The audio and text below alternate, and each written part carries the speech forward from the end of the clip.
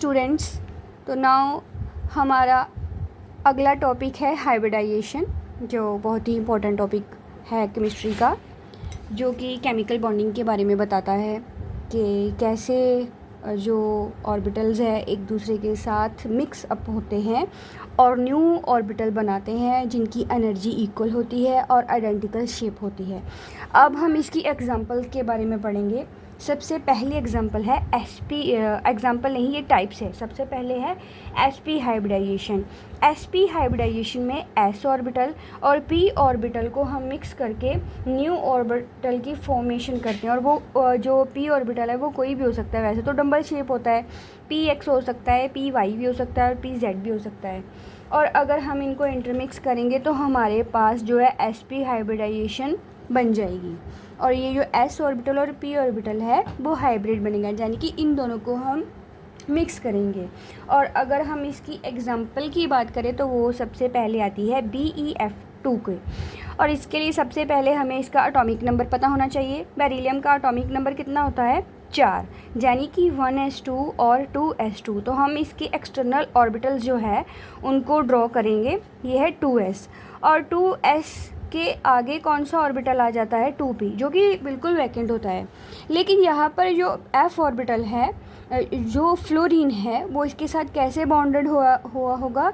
वो अपने electron share करके इसके साथ बॉन्ड बनाया होगा। क्यों? क्योंकि कोवलेंट जो बॉन्ड है, क्योंकि BeF2 जो है वो by mutual sharing of electron के साथ बना है। बेरिलियम और फ्लोरीन ने अपनी म्यूचुअल शेयरिंग की है। और आपको पता है म्यूचुअल शेयरिंग क्या होता है? म्यूचुअल शेयरिंग होती है कोवलेंट बॉन्ड। तो ये कोवलेंट बॉन्ड बना है। तो ये बना कैसे, ये अब हम समझेंगे। तो इससे पहले सबसे पहले कंडीशन इसकी क्या होनी चाहिए कि जो हमारे पास इलेक्ट्रॉन है वो अनपेयर्ड होना चाहिए, लेकिन यहाँ पर तो पेयर्ड है। तो इसके लिए हम क्या करेंगे, इस इलेक्ट्रॉन को, ये है ग्राउंड स्टेट, और एक्साइटेड स्टेट में क्या होगा कि ये इलेक्ट्रॉन जो है वो अगले ऑर्बिटल में जंप कर जाएगा। तो हमारे पास क्या आ जाएगा? 2s और 2p। ये इलेक्ट्रॉन आगे जंप करके चला गया, तो यहाँ पर कौन सा रह गया? सिंगल। और यहाँ पर जो है फ्लोरीन अपने इलेक्ट्रॉन को शेयर करेगा बेरिलियम के साथ। यहाँ पर भी फ्लोरीन अपने इलेक्ट्रॉन को शेयर करेगा फ्लोरीन के साथ। अब हम देखें तो ये s और p ऑर्बिटल जो है वो बॉन्डिंग में शेयर हो रहे हैं, तो ये कौन सी हाइब्रिडाइजेशन हो जाएगी? sp। और अगर हम इसकी शेप की बात करें तो ये कौन सी हाइब्रिडाइजेशन है? sp। तो ये ऐसी इसकी शेप बन जाएगी। और इसके बीच एंगल कौन सा आ जाएगा? 180 डिग्री का। ठीक है। और इनकी शेप क्या हो जाएगी? लीनियर शेप हो जाएगी। इसकी शेप क्या हो जाएगी जी? लीनियर शेप हो जाएगी। और इसमें अगर हमें ऐड करना हो तो हम CO2 की डायग्राम भी ऐसे ही बनाएंगे, या फिर C2H2 को भी इसी कैटेगरी में हम गिनते हैं। अगली हाइब्रिडाइजेशन हमारे पास आ जाती है sp2 हाइब्रिडाइजेशन। तो sp2 हाइब्रिडाइजेशन में क्या हुआ होगा? sp2 हाइब्रिडाइजेशन में एक s का ऑर्बिटल होगा और दो जो होंगे वो p ऑर्बिटल्स होंगे। और इन दोनों को अगर हम मिक्स करेंगे तो उनकी कौन सी हाइब्रिडाइजेशन बन जाएगी? sp2। और इसमें अगर हम देखें तो ये शेयरिंग होने के बाद हमारे पास 3 लोब्स आ जाएंगी, जो sp2 हाइब्रिडाइजेशन होगी। और ये हमारे पास क्या होगा? अनहाइब्रिडाइज्ड। ये क्या होगा हमारे पास? Unhybridised orbital. ठीक है। और अगर हम इसके बीच एग्जांपल्स की बात करें तो वो कौन सी एग्जांपल होगी? BF3 की। अब बोरोन का, क्योंकि हमें सेंट्रल एटम को देखना होता है, तो बोरोन के पास एटॉमिक नंबर कितना होता है? 5, यानी 1s2, 2s2 और 2p1। और अब हम देखिए एक्सटर्नल कन्फिग्रेशन को, तो इसमें कौन कौन से इलेक्ट्रॉन्स है? 2 इलेक्ट्रॉन्स है। और यहाँ पर क्या है? 1 इलेक्ट्रॉन है। और लेकिन यहाँ पर फ्लोरीन कितने हैं? 3। इसका मतलब क्या है कि हमें अनपेयर्ड इलेक्ट्रॉन कितने चाहिए? 3 इलेक्ट्रॉन अनपेयर्ड चाहिए। तो ऑब्वियसली फिर हम अगर ग्राउंड स्टेट की बात करें तो फिर एक्साइटेड स्टेट में क्या हो जाएगा? एक्साइटेड स्टेट में ये इलेक्ट्रॉन यहाँ पर जंप कर जाएगा, तो हमारे पास क्या आ जाएगा? ये इलेक्ट्रॉन्स आ जाएंगे अनपेयर्ड। यहाँ पर फ्लोरीन अपने इलेक्ट्रॉन शेयर करेगा यहाँ पर और यहाँ पर। तो हमारे पास s का एक ऑर्बिटल यूज़ हो रहा है और p के कितने यूज़ हो रहे हैं? 2। इट मीन्स ये sp3 हाइब्रिडाइजेशन होगी। अगर हम इसकी स्ट्रक्चर की बात करें तो इसकी स्ट्रक्चर्स कौन सी बन जाएगी? ये बन जाएगी BF3 की डायग्राम बन जाएगी। और ये क्या है, यहाँ पर इन दोनों ने अपने इलेक्ट्रॉन्स जो है वो शेयर किए हुए हैं। ठीक है जी, तो ये थी इसकी एग्जांपल। ये ट्राइगोनल प्लेनर स्ट्रक्चर होगी, इसकी ट्राइगोनल प्लेनर स्ट्रक्चर होएगी। और इसमें एंगल कितना होगा, 120 डिग्री। एंगल कितना होगा इसमें, 120 डिग्री। ठीक है जी। अब देखिए नेक्स्ट है हमारे पास sp3 हाइब्रिडाइजेशन। तो ओबियसली उसमें p ऑर्बिटल के पूरे सारे इन्वॉल्व हो जाएंगे। तो इसकी एग्जांपल है CH4। अगर हम बात करें तो कार्बन का एटॉमिक नंबर कितना होता है, 6, यानी 1s2 2s2 और 2p2। ठीक है। तो अगर हम ग्राउंड स्टेट की बात करें तो इसकी ग्राउंड स्टेट में 2s2 होगा और 2p क्या होगा, 2 होगा। लेकिन यहाँ पर कितने हाइड्रोजन है, 4। इसका मतलब हमें कितने अनपेयर्ड इलेक्ट्रॉन चाहिए, 4। तो इसकी हम एक्साइटेशन करवा देंगे। और एक्साइटेड स्टेट में क्या होगा, एक्साइटेड स्टेट में यहाँ पर एक अनपेयर्ड इलेक्ट्रॉन आ जाएगा और यहाँ पर भी एक अनपेयर्ड इलेक्ट्रॉन आ जाएगा सबके पास। तो यहाँ पर कौन, हाइड्रोजन अपना जो इलेक्ट्रॉन है वो शेयर करेगा। तो ये है हाइड्रोजन ने अपना इलेक्ट्रॉन जो है वो शेयर कर दिया। लेकिन यहाँ पर इसकी स्ट्रक्चर क्या हो जाएगी, यहाँ पर इसकी स्ट्रक्चर हो जाएगी टेट्राहेड्रल। यहाँ पर इसकी स्ट्रक्चर क्या हो जाएगी, टेट्राहेड्रल। 1.4 डिग्री जो है इनकी एंगल बन जाएगा, 1928। ठीक है जी। अगर हम इसकी ऑर्बिटल पिक्चर ड्रॉ करें तो ऑर्बिटल पिक्चर में ये p ऑर्बिटल sp ऑर्बिटल है और ये हाइड्रोजन का s ऑर्बिटल जो है वो इसके साथ हैंग हो जाएगा। और यहाँ पर क्या आ जाएंगे, इलेक्ट्रॉन्स आ जाएंगे यहाँ कर। ठीक है। इसके जैसे आप ये भी ड्रॉ कर सकते हैं, CHCl3 CH2Cl2। इसके अलावा CCl4 को भी ड्रॉ कर सकते हो। लेकिन CCl4 में क्या होगा कि जो ऑर्बिटल पिक्चर है वो थोड़ी डिफरेंट हो जाएगी, क्योंकि क्लोरीन का लास्ट इलेक्ट्रॉन p ऑर्बिटल में होता है, इसी वजह से तो ये क्लोरीन आ जाएगी। और ये शेप कौन सी होगी, टेट्राहेड्रल। ठीक है जी, कौन सी होगी, टेट्रा। अगर हम वाटर और NH3 की बात करें तो उनकी डायग्राम भी उनकी हाइब्रिडाइजेशन भी sp3 होती है, लेकिन वो थोड़ी डिफरेंट हो जाएगी। यहाँ पर एक्साइटेशन की ज़रूरत नहीं पड़ती। तो सेंट्रल एटम कौन सी है यहाँ पर, ऑक्सीजन 8 एटॉमिक नंबर के साथ, यानी 1s2 2s2 और 2p4। और अगर हम इसकी ग्राउंड स्टेट को ड्रॉ देखें तो वो क्या है, S&P। तो इसमें 4 इलेक्ट्रॉन्स आ जाएंगे। अब देखिए यहाँ पर हाइड्रोजन कितने लगे हुए हैं, 2। तो हाइड्रोजन अपना इलेक्ट्रॉन शेयर करेगा, यहाँ पर भी हाइड्रोजन अपना इलेक्ट्रॉन शेयर करेगा। तो यहाँ पर एक्साइटेशन की ज़रूरत नहीं है, नो नीड ऑफ एक्साइटेशन। क्यों ज़रूरत नहीं है, क्योंकि यहाँ पर हमें अनपेयर्ड इलेक्ट्रॉन चाहिए थे, तो ऑलरेडी वो जितने हाइड्रोजन है उतने प्रेजेंट है, तो हमें ज़रूरत नहीं है। तो अब अगर हम इसकी डायग्राम देखें तो इसकी डायग्राम क्या बन जाएगी, इसकी डायग्राम बन जाएगी ऑक्सीजन के ये 2 क्या है, लोन पेयर हैं, और ये क्या है, हाइड्रोजन्स। ठीक है।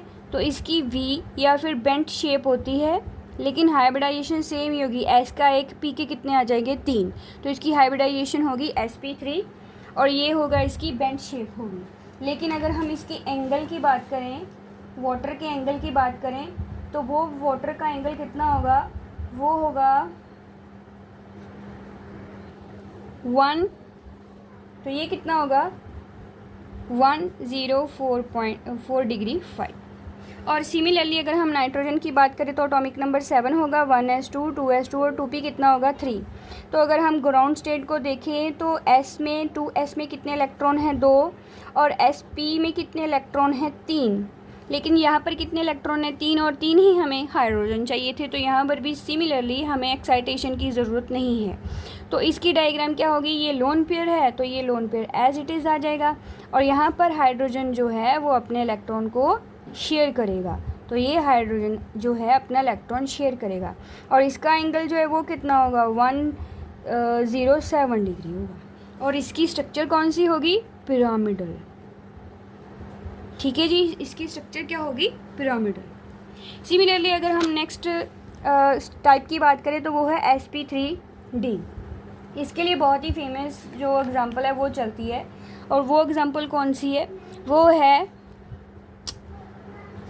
तो इसके बीच एग्ज़ाम्पल आती है pf5 की और pcl5 की।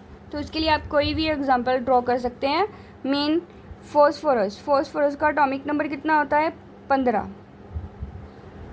ठीक है, यानी 1s2, ये नाइट्रोजन फैमिली को बिलोंग करता है, तो ओबियसली इसका जो एक्सटर्नल कन्फिग्रेशन है वो कितनी हो जाएगी, 3s2 और 3p3, 3s2 और 3p3 हो जाएगी। ठीक है जी, तो 3s2 और 3p कितनी आ जाएगी, 3। लेकिन यहाँ पर कितने फ्लोरीन और क्लोरीन लगे हुए हैं, 5, लेकिन अनपेड इलेक्ट्रॉन कितने हैं, ओनली 3। यहाँ पर हमें एक्साइटेशन की ज़रूरत पड़ेगी, यो एक्साइटेशन जो है वो d ऑर्बिटल में जाएगी, 3d ऑर्बिटल में। ठीक है जी, तो ये 3d ऑर्बिटल में एक्साइटेशन जाकर हमारे पास क्या आ जाएगा, ये अनपेड इलेक्ट्रॉन यहाँ पर बन जाएगा, और यहाँ पर सिंगल इलेक्ट्रॉन, और ये है d ऑर्बिटल में इलेक्ट्रॉन। ठीक है जी, तो अगर हम बात करें तो यहाँ पर फ्लोरीन या फिर क्लोरीन अपने जो है इलेक्ट्रॉन शेयर करेगा, और यहाँ क्या बन जाएगा, sp3 हाइब्रिडाइजेशन, s का 1, p के 3 और d का 1। ठीक है, और sp3 हाइब्रिडाइजेशन हो जाएगी। लेकिन यहाँ पर जो इसकी स्ट्रक्चर है वो क्या होगी, ट्राइगोनल प्लेनर, क्योंकि ट्राइगोनल प्लेनर को अगर हम देखें तो वो ऐसे बनती है, pCl Cl देन Cl, ये ट्राइगोनल प्लेनर है, लेकिन बाई पिरामिडल ये इन्होंने बनाया। ठीक है, इनको हम एक्सियल बोलते हैं, और ये वाले जो क्लोरीन हैं इनको हम इक्वेटोरियल बोलते हैं। ठीक है जी, और इसकी बेसिकली स्ट्रक्चर कैसी है, ये जो क्लोरीन है वो एक दूसरे के साथ 120 डिग्री का एंगल ड्रॉ कर रहे हैं, लेकिन ये जो क्लोरीन है वो यहाँ इसके बिल्कुल सामने ऐसे ऊपर होगा, और सिमिलरली वैसे ही नीचे होगा। और अगर हम इससे यहाँ पर परपेंडिकुलर ड्रॉ करें, इस क्लोरीन की मैं बात कर रही हूँ, अगर परपेंडिकुलर ड्रॉ करें तो ये देखियो, इस क्लोरीन के साथ, इस क्लोरीन के साथ, और सिमिलरली इस क्लोरीन के साथ ये कितने डिग्री का एंगल बना रहा है, 90 डिग्री का, और इसी वजह से एंगल जो है वो कम हो गया। तो ये तीनों क्लोरीन क्या करेंगे, इस क्लोरीन को, इन दोनों क्लोरीन्स को एक्सियल की वजह से इसको दूर रिपेल करेंगे, और जब ये रिपेल करेंगे देन फिर इसकी बॉन्ड लेंथ जो है वो क्या हो जाएगी, लार्ज हो जाएगी। इसी वजह से एक्सियल जो होते हैं उनकी बॉन्ड लेंथ जो होती है वो क्या होती है, मोर होती है, किन से, इक्वेटोरियल से, इक्वेटोरियल क्लोरीन से। ठीक है जी, तो ये बॉन्ड एंगल कभी भी, बॉन्ड लेंथ जो है वो कभी भी इक्वल नहीं होता। अब हम बात करेंगे नेक्स्ट हाइब्रिडाइजेशन की, sp3d2 की। अगर हम sp3d2 की बात करें तो उसमें एग्जांपल हम लेते हैं sf6 की, सल्फ़र यानी कि 16, ये ऑक्सीजन फैमिली को बिलोंग करता है। तो अगर ऑक्सीजन 2s2 और 2p4 होगी तो सल्फ़र क्या होगा, 3s2 और 3p4 होगा। ठीक है जी, तो ओबियसली फिर 3s में 2 इलेक्ट्रॉन और 3p में 4 इलेक्ट्रॉन, लेकिन यहाँ पर फ्लोरीन कितने हैं, 6, तो ओबियसली यहाँ पर भी किसकी इन्वॉल्वमेंट होगी, 3d ऑर्बिटल की। ठीक है जी, तो ये इलेक्ट्रॉन अगर इसमें जाएगा तो 1 2 3 4 अनपेड इलेक्ट्रॉन हो जाएंगे, लेकिन अगर यहाँ से इलेक्ट्रॉन जाएगा तो 1 2 3 4 5 6 अनपेड इलेक्ट्रॉन हो जाएगी, जो कि हमें 6 ही चाहिए। तो ग्राउंड स्टेट में के बाद एक्साइटेड स्टेट में क्या होगा, एक्साइटेड स्टेट में यहाँ पर एक इलेक्ट्रॉन निकलकर डी ऑर्बिटल में चला गया, यहाँ पर एक इलेक्ट्रॉन निकलकर डी ऑर्बिटल में चला गया, तो ये डी ऑर्बिटल में चले गए। और अब क्या करेगा, फ्लोरीन अपनी म्यूचुअल शेयरिंग करेगा सल्फ़र के साथ, और ये कौन सा बॉन्ड बन जाएगा, कोवलेंट बॉन्ड। और अगर हम इसकी शेप की बात करें तो इसकी शेप कौन सी होगी, ऑक्टाहेड्रल। कौन सी शेप होगी इसकी जी, ऑक्टाहेड्रल। ठीक है जी, इसकी मैंने शेप नहीं लिखी, ये थी ट्राइगोनल ट्राइगोनल बाईपिरामिडल।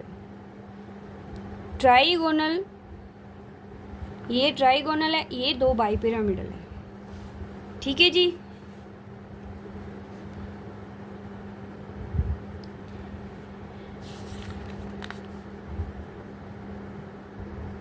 अब हमारी लास्ट जो टाइप है वो है sp3d3। इसमें s का एक, p का 3 और d के 3 ऑर्बिटल जो है वो यूज़ हो गए। इसकी एग्जांपल आ जाती है IF7।